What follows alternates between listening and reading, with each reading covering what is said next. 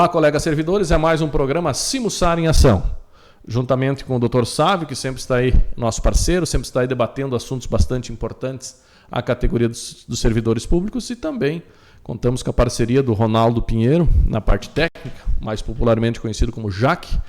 Agradecer também a tua presença aí, Ronaldo, e por proporcionar a nós podermos levar aos nossos servidores todas as ações do sindicato. Começando já, ontem à noite a gente teve reunião da diretoria também, e a gente teve algumas decisões que foram tomadas. Uma delas é em relação ao funcionamento do sindicato, né? Então, nós, a partir da reunião da diretoria, porque nós também defendemos as causas dos trabalhadores, a partir da semana que vem a gente estará implementando para os nossos servidores a escala 5x2. Então, a gente já reorganizou o horário com as nossas trabalhadoras e estaremos, junto com elas, então, construindo uma nova escala, sem, obviamente, alterar o funcionamento do sindicato. Ou melhor ainda, até estamos ampliando um pouco o funcionamento do sindicato, para mostrar que é possível, sim, na escala 5x2, a gente estar ajustando horários e tendo até mais tempo para atender os nossos servidores, e nós estaremos divulgando nos próximos dias também essa ampliação de atendimento. Mas no início da manhã continua o mesmo, e no final da tarde também não será alterado. Será alterado um pouco mais no meio-dia. Tá? Então os servidores também precisam ficar atentos e podem então ter um horário a mais para fazer o que for necessário aqui no sindicato. Outra decisão também da diretoria, em função de que a gente, quanto servidores, a gente também reivindica, compreende a necessidade do descanso, a necessidade de a gente estar oportunizando e valorizando o ser humano quanto pessoa, quanto um ser que necessita de um momento de parada, um momento de lazer seu. Então, a diretoria também decidiu que na sexta-feira a gente estará fechando o sindicato e ofereceremos um feriado estendido para os nossos trabalhadores aqui do sindicato. Isso é bom, né? Isso é bom porque, quanto servidor, a gente também sempre está cobrando isso do prefeito, está cobrando isso da administração, porém, não está nas nossas mãos a decisão que cabe a ele. Mas aquilo que está nas nossas mãos e decisão que cabe a nós, a gente vai estar fazendo, e com essa decisão a diretoria mostra que nós não apenas reivindicamos, mas aqueles que nós podemos oferecer, nós oferecemos aquilo que nós queremos para nós. Isso mostra também, né, um olhar mais humano de toda a nossa diretoria e de todos os servidores públicos para aqueles trabalhadores que nos auxiliam tanto ao longo do ano para fazer com que nosso sindicato funcione de forma adequada. Também no sábado passado, nós tivemos uma reunião com as monitoras, né?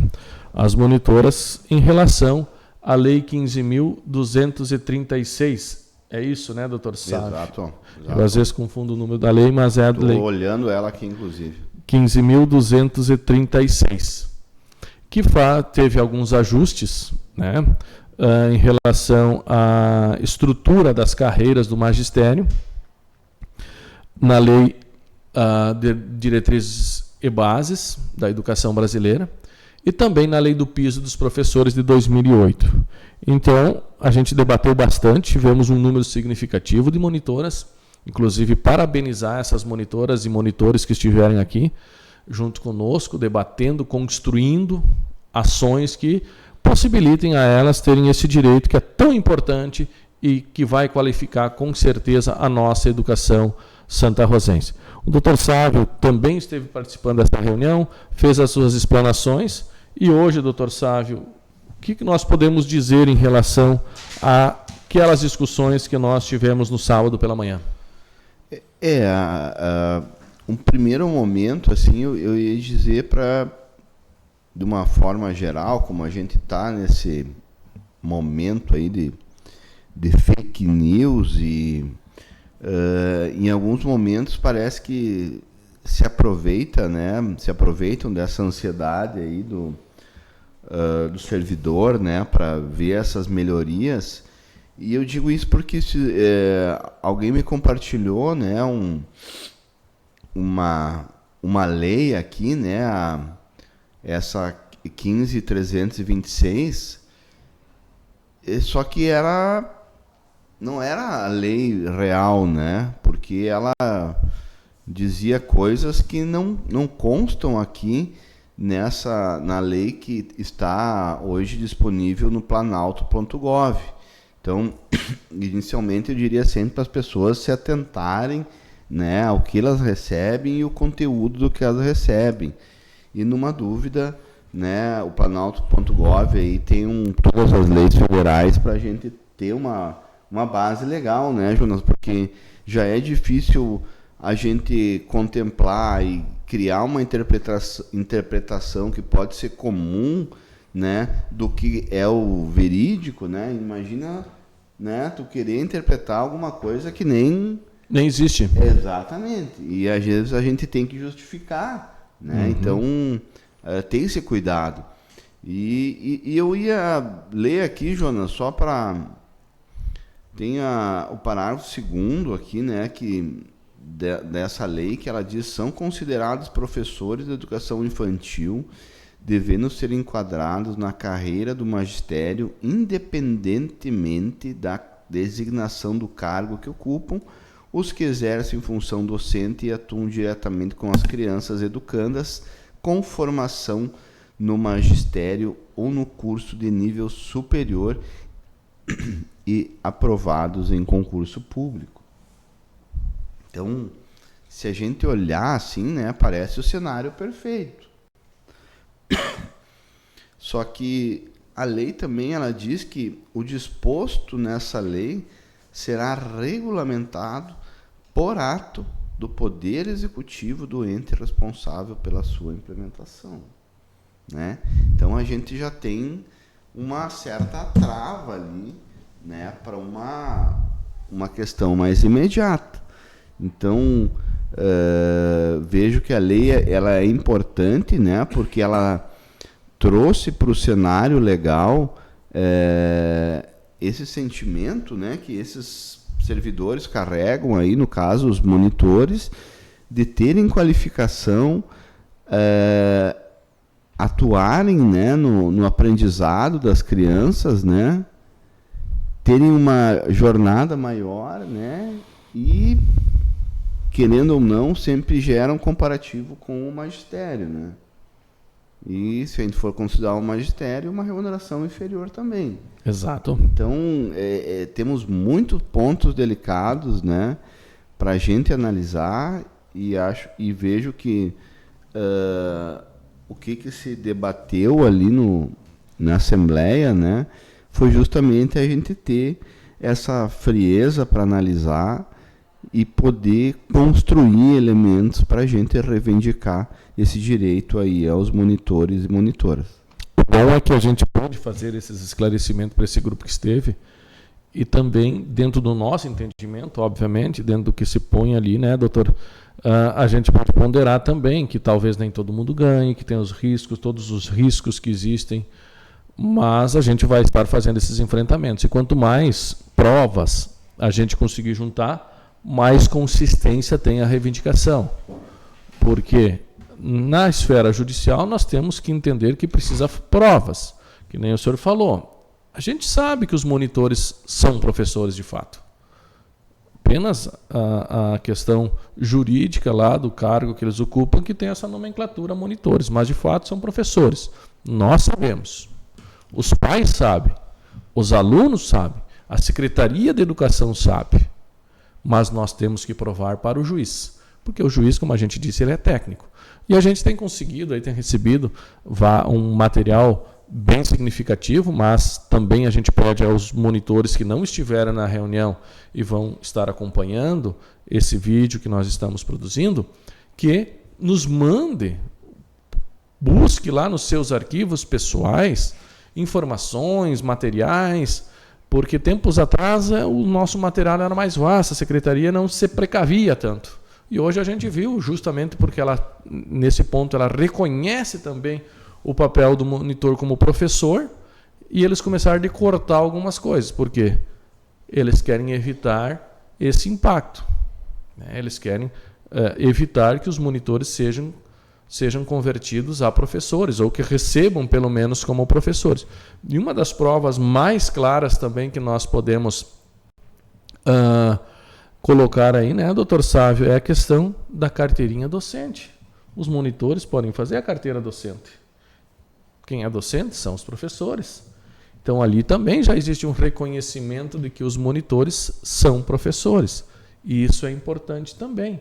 E observando aqui na lei, né, eu vejo assim que ela mexe muito com esse sentimento desses profissionais, né, porque ela fala reconhecendo o princípio da integralidade entre cuidar, brincar e educar, né? Então, porque a gente normalmente pensava só na educação, né? E a lei traz que no ambiente escolar, né, a brincadeira, o cuidado também são elementos da educação. Isso. Né? Por mais que parecesse óbvio, né, vejo que a lei também traz, né, essa ampliação dessa ideia do que é educação. E dentro disso, né, não vejo como esses profissionais ficarem de fora, né, de alguma maneira, e em alcançar, né, a gente pensa no primeiro momento uma remuneração mais adequada ao trabalho e à qualificação que eles têm. Isso.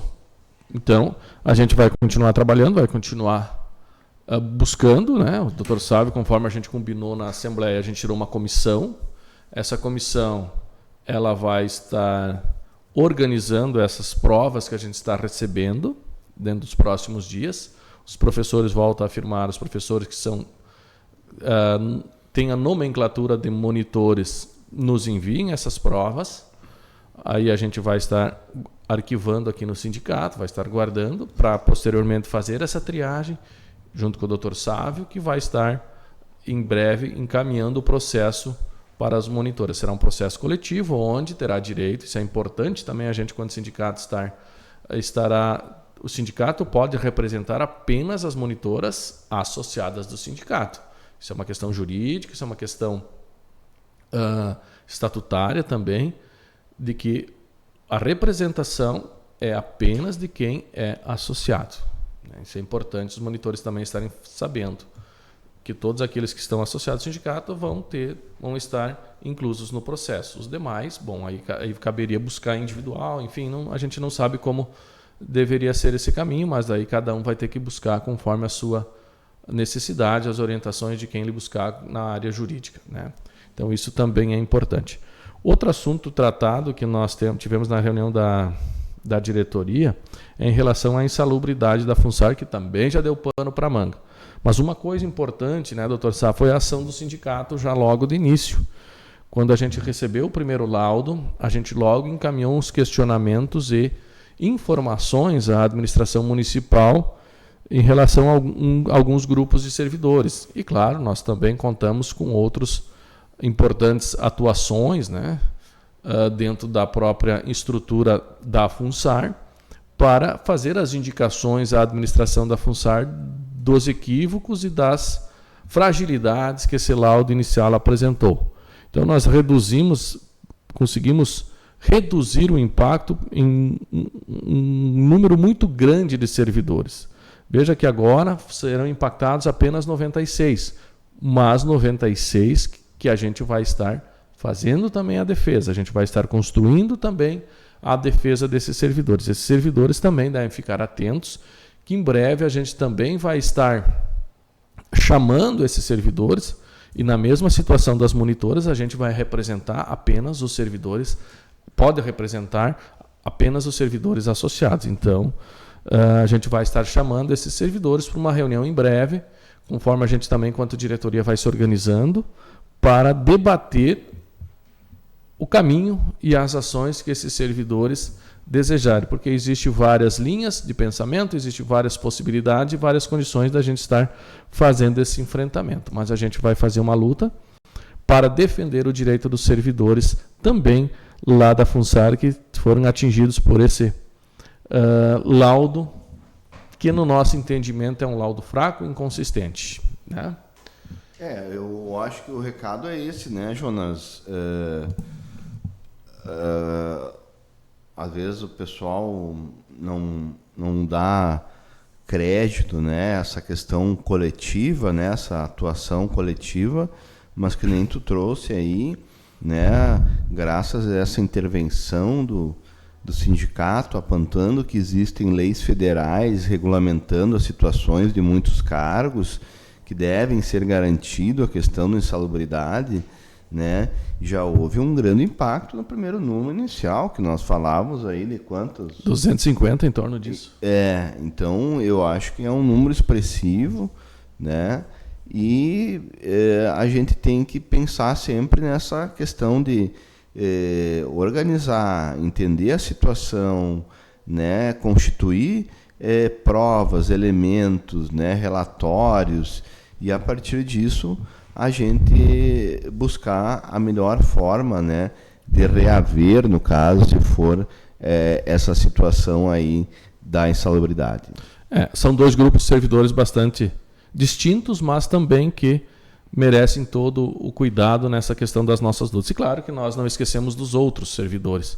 O grupo aí que tem Unimed, a gente está travando uma luta bastante significativa com a Unimed também, devido ao aumento que a gente julga inconsistente também a proposta da Unimed, pois não nos apresentam os números que são necessários apresentarem, a gente está exigindo, e eles vêm com ameaças em cima do sindicato e acaba não evoluindo. Por quê? Porque a Unimed não nos passa os números e a gente exige o cálculo atuarial para fazer uma averiguação técnica, a gente encaminhar para pessoas técnicas que conseguem identificar todas as premissas, enfim, tudo aquilo que tem num cálculo atuarial, para que a gente possa dizer, está correto, nós temos que pagar. Não está correto, nós não precisamos pagar. E a gente já identificou muitas questões de inconsistência também, né? E aí a gente está travando então essa luta, pois a Unimed pede 24,8% no plano 7575, que é o antigo Protege, ou o plano não regulamentado, como queiram chamar. E a gente tem sido bem duro, porque é necessário neste momento. Enquanto nós temos perda de serviços, perda na qualidade dos serviços oferecidos, o aumento ele se torna significativo. E um aumento sem muitas justificativas plausíveis, pelo menos dentro dos documentos enviados pela Unimed. A gente não está duvidando, mas a gente quer a comprovação desse índice através do cálculo atuarial completo e bem consistente naquilo que determina a legalidade de todo este processo. Então nós vamos continuar lutando também, né, doutor Sávio? Exatamente. O doutor Sávio sempre conosco também. O sindicato sempre garantiu aí, ao longo da história, aí, né, um reajuste adequado e razoável também, tendo sempre em mente também o reajuste que foi dado aos servidores, né, e essa diferença, né, entre um e o outro, e que é uma garantia que o sindicato entende que tem que ser alcançado dos servidores, e a gente acompanhando aí o trabalho que o Jonas faz, né, sempre de uma forma objetiva, técnica, eu vejo que a gente tem condições aí de ter um valor mais adequado, né, e que represente também a questão das possibilidades financeiras dos nossos servidores. Exato. Também não é só de notícias que não são muito boas, muito agradáveis. Nós vamos trazer uma notícia boa para os servidores, duas, aliás, né, doutor Sávio? A questão do presente natalino, que nós vamos estar em breve encaminhando o link para a escolha. Ontem de noite a gente também definiu qual será o presente ou os presentes a serem escolhidos, entre a ave natalina, que é tradicional, e mais o outro presente que a gente vai estar também encaminhando, mas esse é surpresa. Então, nos próximos dias aí do mês de junho, os servidores fiquem atentos aos grupos, e a gente vai estar informando o link onde o servidor vai acessar, vai preencher e vai fazer a sua escolha. E a outra é a nossa festa, né, que a gente já está organizando também, a festa do servidor, dia 24 de outubro. Né? Também os servidores ficarem bastante atentos aí, porque a gente também vai estar avisando nos grupos a época para retirar o cartão, lá para poder estar na festa e fazer aquela festa bacana que a gente tem feito aí nos últimos anos, tá bom? O local é o CTG também, continua sendo o CTG, que é um parceiro nosso também, né? Aí já de várias festas, e isso é importante a gente manter essa parceria e também um local de fácil acesso, um local amplo, né, que contempla as nossas necessidades também. Doutor Sávio.